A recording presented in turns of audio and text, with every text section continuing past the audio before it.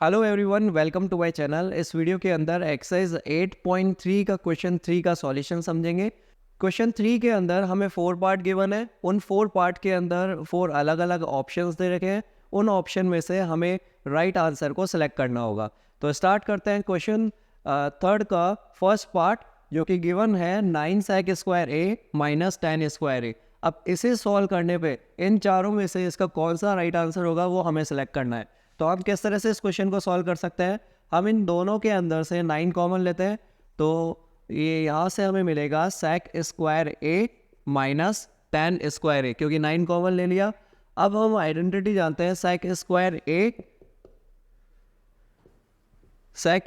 A minus 10 square a is equal to 1 के equal होता है। ये हमने इंट्रोडक्शन पार्ट के अंदर भी समझा था।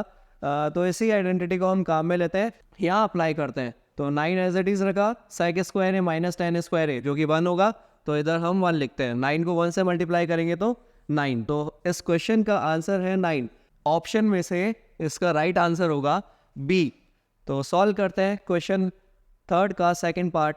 क्वेश्चन 2 के अंदर हमें गिवन कंडीशन है 1 plus ten theta plus sec theta, 1 plus cot theta minus cosec theta, और इसे हमें सॉल्व करना है और इन चारों में से हमें राइट आंसर को फाइंड करना है।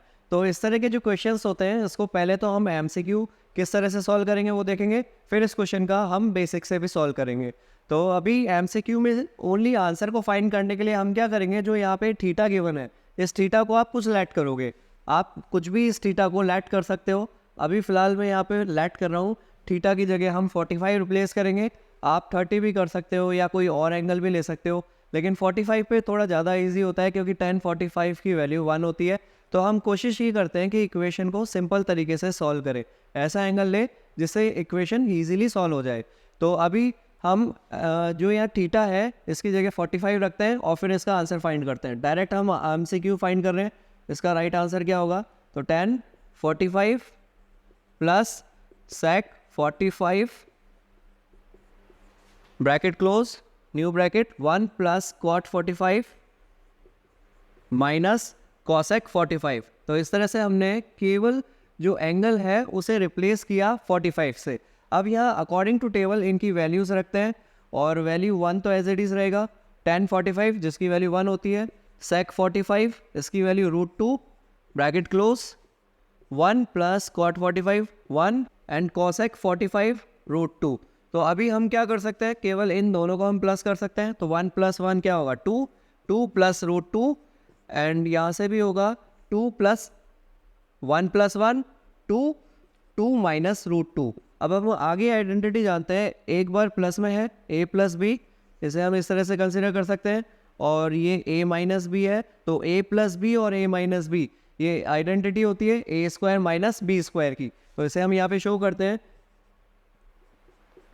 a plus b a minus b जो होता है a square minus b square. तो इसी अकॉर्डिंग हम इसे ओपन करते हैं और यहाँ हम ये लिखते हैं a plus b a minus b, इसे हम लिख सकते हैं a square minus b square.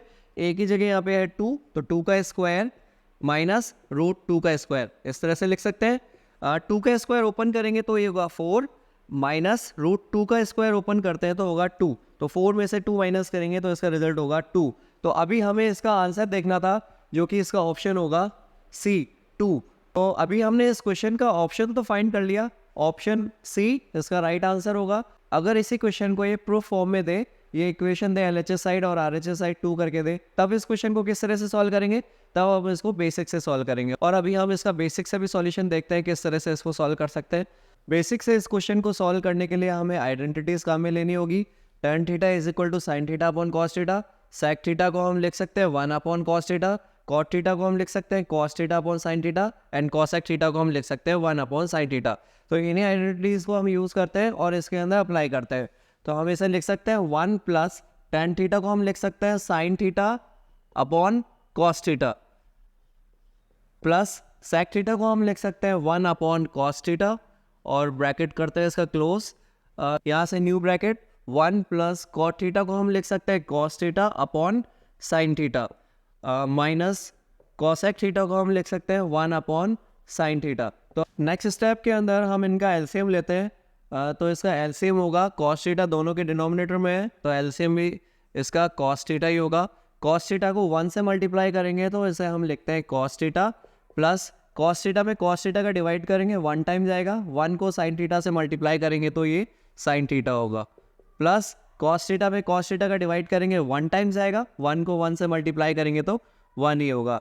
Next हम यहाँ पे भी यही सेम प्रोसेस कर रहे हैं, साइन थीटा डिनोमिनेटर के अंदर साइन थीटा ही था, तो साइन थीटा इसका एलसीएम लिया और साइन थीटा को 1 से मल्टीप्लाई करेंगे तो ये साइन थीटा होगा, प्लस साइन थीटा में साइन थीटा का डिवाइड करेंगे 1 टाइम्स आएगा और 1 को कॉस थीटा से मल्टीप्लाई करेंगे तो कॉस थीटा होगा, माइनस साइन थीटा में साइन थीटा का डिवाइड किया 1 टाइम्स गया, 1 को 1 से मल्टीप्लाई करते हैं तो 1 होगा। अभी इस क्वेश्चन के अंदर हम आइडेंटिटी काम में लेते हैं और वो आइडेंटिटी कौन सी होगी, इस पूरे नंबर को यानी कॉस थीटा और साइन थीटा इस पूरे को हम a कंसिडर करेंगे और जो 1 है इसे हम b कंसिडर करेंगे, तो ये क्या बनेगा a प्लस बी, इसे हम a प्लस बी की फॉर्म में कंसिडर कर सकते हैं।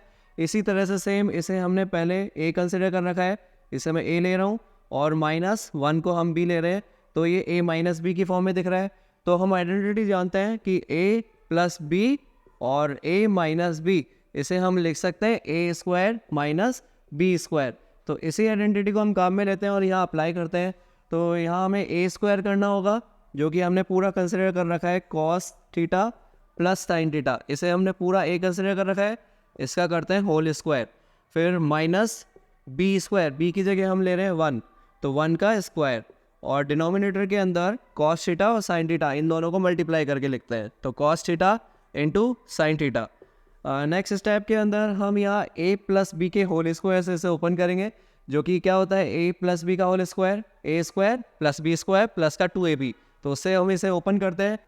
a को हम रिप्लेस कर रहे हैं कॉस थीटा से और b को रिप्लेस कर रहे हैं साइन थीटा से, तो अप्लाई करते हैं, ये होगा cos square theta a square plus b square, b की जगह हम रख रहे हैं साइन स्क्वायर थीटा प्लस का 2ab, तो 2a की जगह हम रख रहे हैं कॉस थीटा एंड b की जगह रख रहे हैं साइन थीटा, और -1 का स्क्वायर करोगे तो सॉरी माइनस तो एज इट इज़ लगाया और 1 का स्क्वायर करते तो 1, और डिनोमिनेटर के अंदर ये एज इट इज़ चल रहे हैं कॉस थीटा और साइन थीटा।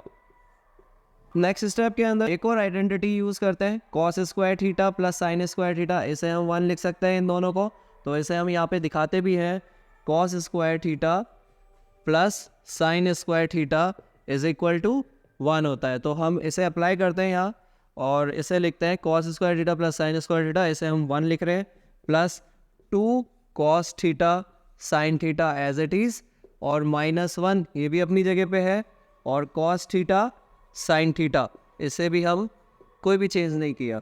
अब नेक्स्ट स्टेप में हम क्या करेंगे, ये 1 प्लस का है या 1 माइनस का है, इसे कैंसिल करते हैं, तो क्या मिला finally 2 cos theta sine theta upon denominator के अंदर कॉस थीटा और साइन थीटा, ये एज इट इज़ है।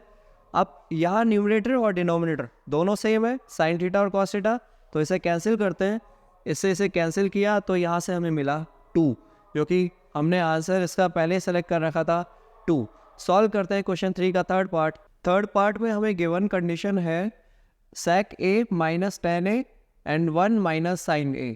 अब इसके अंदर हमें इन चारों में से ऑप्शन देखना है इसका कौन सा राइट होगा, तो इस क्वेश्चन को हम अभी तो MCQ के लिए कर रहे हैं, इन चारों में से ओनली ऑप्शन को सेलेक्ट करने के लिए कर रहे हैं, तो पहले तो हम इसका एंगल रख के करते हैं, उसके बाद फिर हम इसको बेसिक से करेंगे।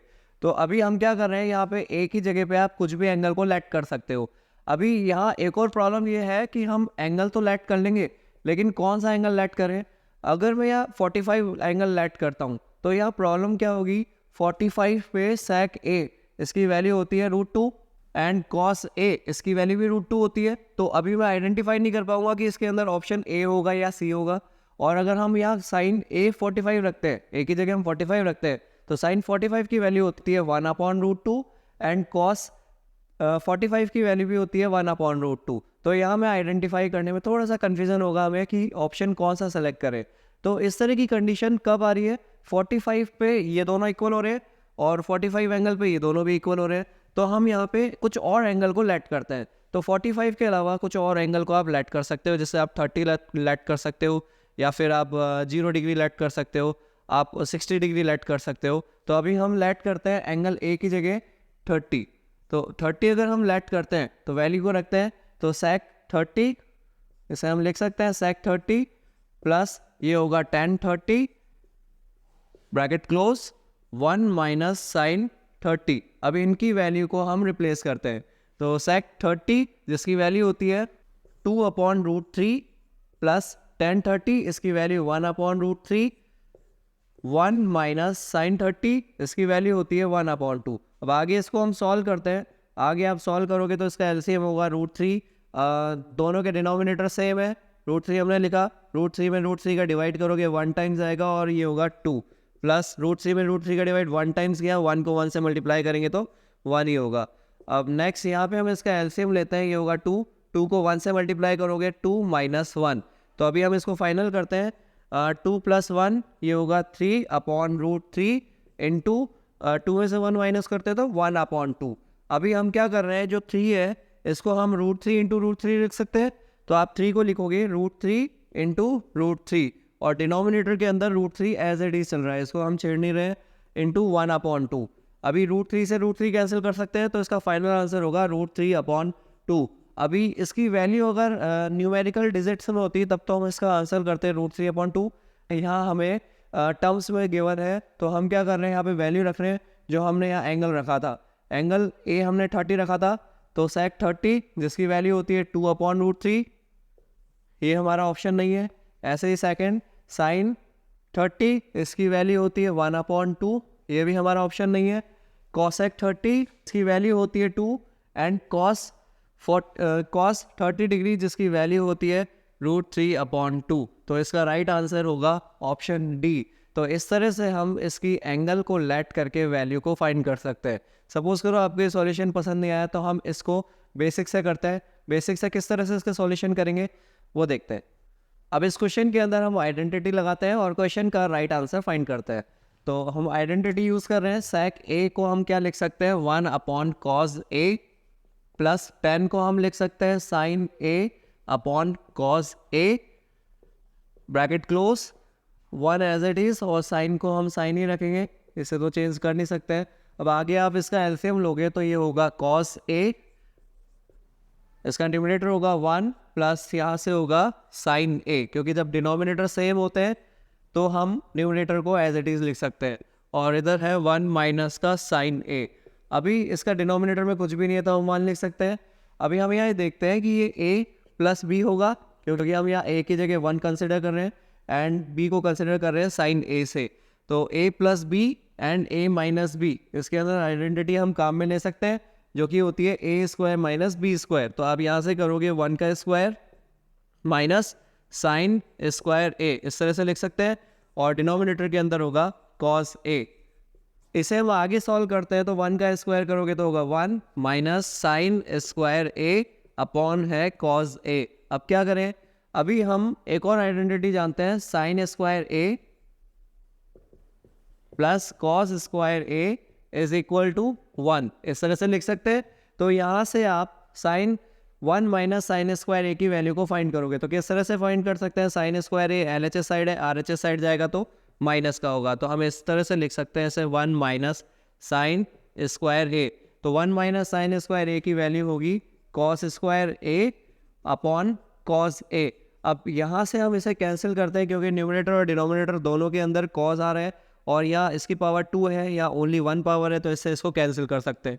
ओनली न्यूमरेटर की 1 पावर कैंसिल होगी, तो इसका फाइनल आंसर होगा cos a, जो कि हमने पहले ही सेलेक्ट कर रखा है cos a। तो इस तरह से इस क्वेश्चन को बेसिक से ट्रिग्नोमेट्रिक आइडेंटिटी यूज़ करते हुए सॉल्व कर सकते हैं। सॉल्व करते हैं फोर्थ पार्ट, क्वेश्चन थर्ड का लास्ट पार्ट, जो कि गिवन कंडीशन है 1 plus tan square a upon 1 plus cot square a। अब इन चारों ऑप्शन में से राइट आंसर को हमें फाइंड करना है, तो हम किस तरह से फाइंड कर सकते हैं। पहले तो हम इसका एंगल लेते हैं और यहाँ पे ऑप्शन को तो टिक करते हैं। तो किस तरह से हम कर सकते हैं एंगल अगर 45 लेते हैं तो यहाँ चेक करते हैं कोई ऑप्शन सेम बन रहा है क्या। sec 45 की वैल्यू हम देखते हैं, जो कि होता है √2, इस तरह से -1 है, और cot 45 इसकी वैल्यू 1 होती है एंड tan 45 इसकी वैल्यू भी 1 होती है। तो हमें 45 रखने से तो ये दोनों ऑप्शन प्रॉब्लम करेंगे, तो हम क्या कर रहे हैं, कोई और ऑप्शन को लेट करते हैं। तो लेट करते हैं 30 डिग्री लेट कर लेते हैं, तो हम यहाँ लेट कर रहे हैं, let a is equal to 30 degree. अब देखते हैं ऐसे क्या आंसर आएगा। ए की जगह हम 30 रख रहे हैं तो ये होगा 1 प्लस का tan square 30 degree upon 1 plus cot square 30 degree. Values रखते हैं तो वैल्यू होगी 1 प्लस tan 30 की वैल्यू होती है 1/√3 और इसका करना है square upon 1 plus cot square 30 जिसकी वैल्यू होती है √3 और इसका स्क्वायर करना है। आगे इसे हम सॉल्व करते हैं। 1 प्लस 1 का स्क्वायर करेंगे 1 और √3 का स्क्वायर करेंगे तो 3 अपॉन 1 प्लस √3 का स्क्वायर किया तो 3, क्योंकि √3 इंटू √3 ये 3 होता है ना, तो इसलिए हमने √3 को 3 लिखा है। नेक्स्ट स्टेप के अंदर हम इसका एलसीएम लेते हैं।